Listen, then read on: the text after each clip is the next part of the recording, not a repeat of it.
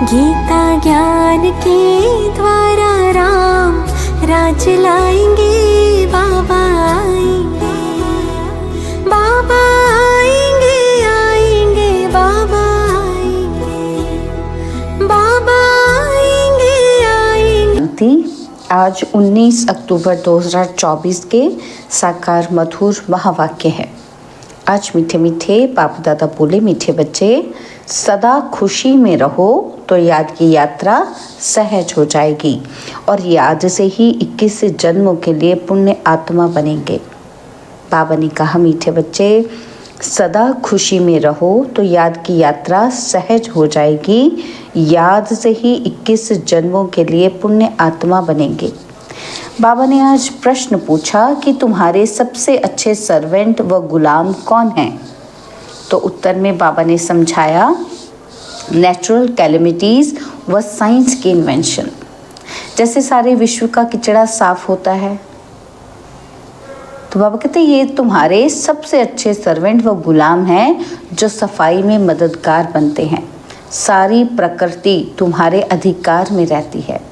ओम शांति। मीठे मीठे रूहानी बच्चे क्या कर रहे हैं? युद्ध के मैदान में खड़े हैं। खड़े तो नहीं, तुम तो बैठे हो ना। तो तुम्हारी सेना कैसी अच्छी है। इनको कहा जाता है रूहानी बाप की रूहानी सेना। रूहानी बाप के साथ योग लगाकर रावण पर जीत पाने का कितना सहज पुरुषार्थ कराते हैं। तुमको कहा जाता है गुप्त वॉरियर्स, गुप्त महावीर। 5 विकारों पर तुम विजय पाते हो और उसमें भी पहले है देह अभिमान। बाप विश्व पर जीत पाने व विश्व में शांति स्थापन करने के लिए कितनी सहज युक्ति बताते हैं। तुम बच्चों बिगर और कोई नहीं जानते। तुम विश्व में शांति का राज्य स्थापन कर रहे हो। वहां अशांति, दुख, रोग का नाम निशान नहीं होता और यह पढ़ाई तुमको नई दुनिया का मालिक बनाती है। बाप कहते हैं, मीठे मीठे बच्चों, काम पर जीत पाने से तुम 21 जन्मों के लिए जगत जीत बनते हो। ये तो बहुत सहज है। तुम हो शिव बाबा की रूहानी सेना। राम की बात नहीं, कृष्ण की भी बात नहीं है। राम कहा जाता है परमपिता परमात्मा को। बाकी वह जो राम की सेना आदि दिखाते हैं वह सब है रॉन्ग। गाया भी जाता है, ज्ञान सूर्य प्रगटा, अज्ञान अंधेर विनाश। कलयुग घोर अंधियारा है। कितना लड़ाई झगड़ा मारामारी है। सत्युग में तो ये होती ही नहीं। तुम अपना राज्य देखो कैसे स्थापन करते हो। कोई भी हाथ पांव इसमें नहीं चलाते हो। इसमें देह का भान तोड़ना है। घर में रहते हो तो भी पहले ये याद करो कि हम आत्मा हैं, देह नहीं। तुम आत्माएं ही 84 जन्म भोगती हो। अभी तुम्हारा ये अंतिम जन्म है। पुरानी दुनिया खत्म होनी है। इसको कहा जाता है पुरुषोत्तम संगम युग का लीप युग। चोटी छोटी होती है ना, तो ब्राह्मणों की चोटी मशहूर है। बाप कितना सहज समझाते हैं। तुम हर 5000 वर्ष के बाद आकर बाप से ये पढ़ते हो। राजाई प्राप्त करने के लिए एम ऑब्जेक्ट भी सामने है। शिव बाबा से हमको ये बनना है। हाँ बच्चों, क्यों नहीं। सिर्फ देह अभिमान छोड़ अपने को आत्मा समझ मुझ बाप को याद करो तो पाप कट जाए। तुम जानते हो इस जन्म में पावन बनने से हम 21 जन्म पुण्य आत्मा बनते हैं और फिर उतराई शुरू होती है। यह भी जानते हो कि हमारा ही 84 का चक्र है।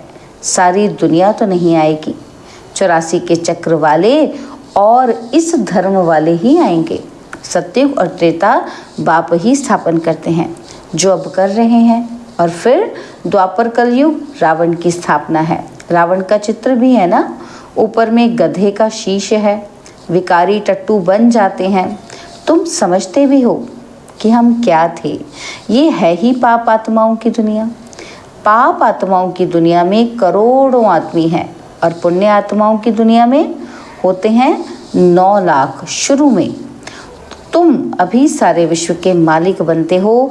यह लक्ष्मी नारायण विश्व के मालिक थे ना, तो स्वर्ग की बादशाही तो ज़रूर बाप ही देंगे।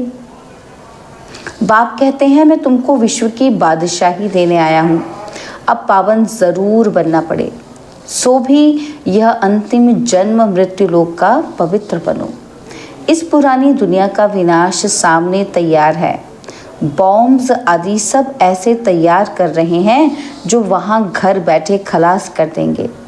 कहते भी हैं घर बैठे पुरानी दुनिया का विनाश कर देंगे। यह बॉम्ब्स आदि घर बैठे ऐसे छोड़ेंगे जो सारी दुनिया को ख़त्म करेंगे। तुम बच्चे घर बैठे योग बल से विश्व के मालिक बन जाते हो। तुम शांति स्थापन कर रहे हो योग बल से। वह साइंस बल से सारी दुनिया खलास कर देंगे। वह तुम्हारे सर्वेंट हैं, तुम्हारी सर्विस कर रहे हैं। पुरानी दुनिया खत्म कर देते हैं। नेचुरल कैलेमिटीज़ आदि ये सब तुम्हारे गुलाम बनते हैं।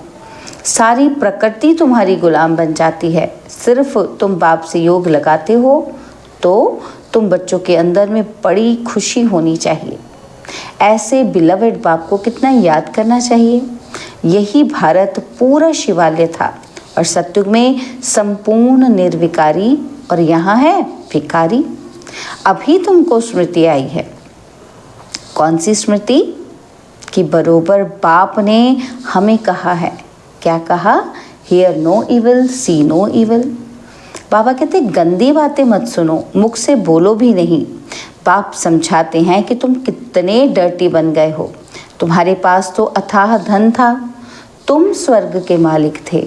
अभी तुम स्वर्ग के बदले नर्क के मालिक बन पड़े हो। यह भी ड्रामा बना हुआ है। हर 5000 वर्ष बाद तुम बच्चों को हम रौरव नर्क से निकाल स्वर्ग में ले जाता हूँ। रूहानी बच्चे, क्या तुम मेरी बात नहीं मानेंगे? परमात्मा कहते हैं तुम पवित्र दुनिया का मालिक बनो, तो क्या नहीं बनेंगे? विनाश तो ज़रूर होगा। इस योग बल से ही तुम्हारे जन्म जन्मांतर के पाप कटेंगे। बाकी जन्म जन्मांतर के पाप कटने में टाइम लगता है। बच्चे शुरू से आए हुए हैं, 10% भी योग नहीं लगता है, इसलिए पाप कटते ही नहीं हैं। और नए नए बच्चे हैं, झट योगी बन जाते हैं तो पाप कट जाते हैं और सर्विस करने लग पड़ते हैं। तुम बच्चे समझते हो कि अब हमको वापस जाना है, पाप आया हुआ है ले जाने। पाप आत्माएं तो शांति धाम सुख धाम में जा ही ना सके, वह तो रहती हैं दुख धाम में। इसलिए अब बाप कहते हैं, क्या कहते हैं? कि मुझे याद करो तो तुम्हारे पाप भस्म हो जाए। अरे बच्चे, गुलगुल बन जाओ, दैवी कुल को कलंक नहीं लगाओ। तुम विकारी बनने के कारण कितने दुखी हो गए हो। यह भी ड्रामा का खेल बना हुआ है। पवित्र नहीं बनेंगे तो पवित्र दुनिया स्वर्ग में नहीं आएंगे। भारत स्वर्ग था, कृष्णपुरी में था और अभी नरकवासी है। तो तुम बच्चों को तो खुशी से विकारों को छोड़ना चाहिए। विष पीना झट से छोड़ना है। विष पीते पीते तुम बैकुंठ में थोड़ी जा सकेंगे। अभी ये बनने के लिए तुमको पवित्र बनना है। तुम समझा सकते हो कि इन्होंने यह राजाई कैसे प्राप्त की है। राजयोग से। यह पढ़ाई है ना, जैसे बैरिस्ट्री योग, सर्जन योग होता है। सर्जन से योग तो सर्जन बनेंगे। और यह फिर है भगवानुवाच। रथ में कैसे प्रवेश करते हैं? कहते हैं बहुत जन्मों के अंत में मैं इनमें बैठ तुम बच्चों को नॉलेज देता हूँ। जानता हूँ कि ये विश्व के मालिक पवित्र थे, अब पतित कंगाल बने हैं। फिर पहले नंबर में ये जाएंगे। इसमें ही प्रवेश कर तुम बच्चों को नॉलेज देते हैं। बेहद का बाप कहते हैं बच्चे पवित्र बनो तो तुम सदा सुखी बनेंगे। सत्युग है अमरलोक और द्वापर कलयुग है मृत्युलोक। कितना अच्छी रीति बच्चों को समझाते हैं। यहाँ देही अभिमानी बनते हैं और फिर देह अभिमान में आकर माया से हार खा लेते हैं। माया की तो एक ही तोप ऐसी लगती है जो एकदम गटर में गिर पड़ते हैं। बाप कहते हैं ये गटर है, ये कोई सुख थोड़ी है। स्वर्ग तो फिर क्या, इन देवताओं की रहनी करनी देखो कैसी है। नाम ही है स्वर्ग। तुमको स्वर्ग का मालिक बनाते हैं, फिर भी कहते हैं कि हम विष ज़रूर पिएंगे, तो स्वर्ग में आ नहीं सकेंगे। सज़ा भी बहुत खाएंगे। तुम बच्चों की माया से युद्ध है। देह अभिमान में आकर बहुत चीची काम करते हैं, समझते हैं हमको कोई देखता थोड़ी है। क्रोध लोभ तो प्राइवेट नहीं होता, काम में प्राइवेसी चलती है। काला मुंह करते हैं, काला मुंह करते करते तुम गोरे से सांवरे बन गए तो सारी दुनिया तुम्हारे पिछाड़ी आ गई। ऐसी पतित दुनिया को बदलना ज़रूर है। बाप कहते हैं तुमको शर्म नहीं आती है? एक जन्म के लिए पवित्र नहीं बनते हो? भगवानुवाच काम महाशत्रु है। वास्तव में तुम स्वर्गवासी थे तो बड़े धनवान थे, बात ही मत पूछो। बच्चे कहते हैं बाबा हमारे शहर में चलो। क्या कांटों के जंगल में बंदरों को देखने चलूं? तुम बच्चों को ड्रामा अनुसार सर्विस करनी ही है। गाया जाता है फादर शोज सन, बच्चों को ही जाकर सबका कल्याण करना है। बाप बच्चों को समझाते हैं ये भूलो मत कि हम युद्ध के मैदान में हैं। तुम्हारी युद्ध है 5 विकारों से। यह ज्ञान मार्ग बिल्कुल अलग है। बाप कहते हैं मैं तुमको स्वर्ग का मालिक बनाता हूँ 21 जन्मों के लिए। और फिर तुमको नरकवासी कौन बनाते हैं? रावण। फर्क तो देखते हो ना, जन्म जन्मांतर तुमने भक्ति मार्ग में गुरु किए, मिला कुछ भी नहीं। इनको कहा जाता है सतगुरु। सिख लोग कहते हैं ना कि सतगुरु अकाल मूर्त, उनको कभी कोई काल खाता ही नहीं। वह सतगुरु तो कालों का काल है। बाप कहते हैं मैं तुम सब बच्चों को काल के पंजे से छुड़ाने आया हूँ। सतयुग में फिर काल आता ही नहीं है।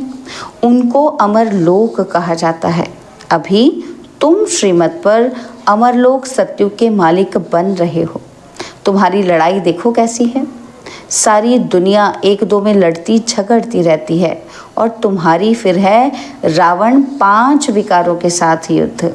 उन पर जीत पाते हो, यह है अंतिम जन्म। बाप कहते हैं मैं गरीब निवाज हूँ, यहाँ आते ही गरीब हैं। साहूकारों की तो तकदीर में ही नहीं है, धन के नशे में ही मगरूर रहते हैं। ये सब खत्म हो जाने वाला है, बाकी थोड़ा समय है। ड्रामा का प्लान है ना, तो यह इतने बॉम्ब्स आदि बनाए हैं, वह काम में ज़रूर लाने हैं। पहले तो लड़ाई बाणों से, तलवारों से, बंदूकों आदि से चलती थी। अभी तो बॉम्ब्स ऐसी चीज़ निकली है जो घर बैठे ही खलास कर देंगे। ये चीज़ें कोई रखने के लिए थोड़ी बनाई हैं, कहाँ तक रखेंगे।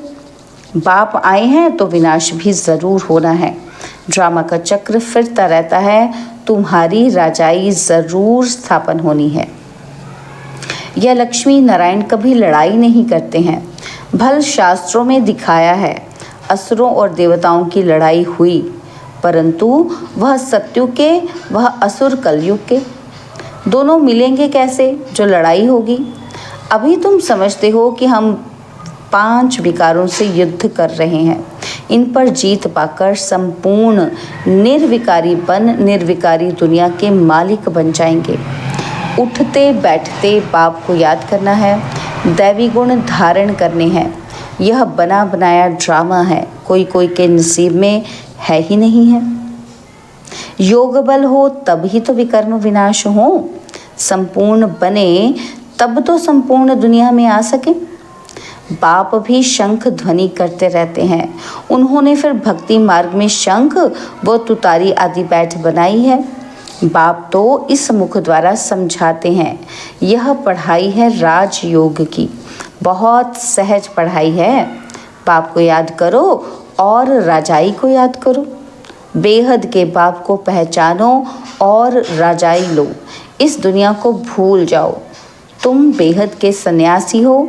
जानते हो पुरानी दुनिया सारी खत्म होनी है और इन लक्ष्मी नारायण के राज्य में सिर्फ भारत ही था। अच्छा, मीठे मीठे सिखिलते बच्चों प्रति माता पिता बाप दादा का याद प्यार और गुड मॉर्निंग। रूहानी बाप की रूहानी बच्चों को नमस्ते। हम रूहानी बच्चों की रूहानी बाप दादा जी को दिलवा जान सिकवा प्रेम से नमस्ते। ओम शांति। प्यारे बाबा, मीठे बाबा, मेरे बाबा, शुक्रिया बाबा, शुक्रिया बाबा, शुक्रिया। धारणा के लिए मुख्य सार है, पहला पॉइंट है, अपने दैवी कुल को कलंक नहीं लगाना है, गुलगुल बनना है, अनेक आत्माओं के कल्याण की सर्विस कर बाप का शो करना है। और सेकंड पॉइंट है, संपूर्ण निर्विकारी बनने के लिए गंदी बातें ना तो सुननी है ना मुख से बोलनी है। Hear no evil, talk no evil. देह अभिमान के वश हो कोई छीछी काम नहीं करने हैं। बाबा ने आज हमें वरदान दिया, मन मना भव के मंत्र द्वारा मन के बंधन से छूटने वाले निर्बंधन ट्रस्टी भव। मन मना भव के मंत्र द्वारा मन के बंधन से छूटने वाले निर्बंधन ट्रस्टी भव। कोई भी बंधन पिंजड़ा है और पिंजड़े की मैना जब निर्बंधन उड़ता पंछी बन गई। अगर कोई तन का बंधन भी है तो भी मन उड़ता पंछी है, क्योंकि मन मना भव होने से मन के बंधन छूट जाते हैं। प्रवृत्ति को संभालने का भी बंधन नहीं। ट्रस्टी होकर संभालने वाले सदा निर्बंधन रहते हैं।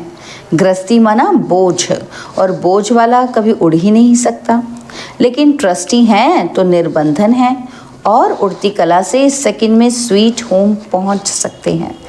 स्लोगन है, उदासी को अपनी दासी बना दो, उसे चेहरे पर आने न दो। उदासी को अपनी दासी बना दो और उसे चेहरे पर आने न दो। ओम शांति।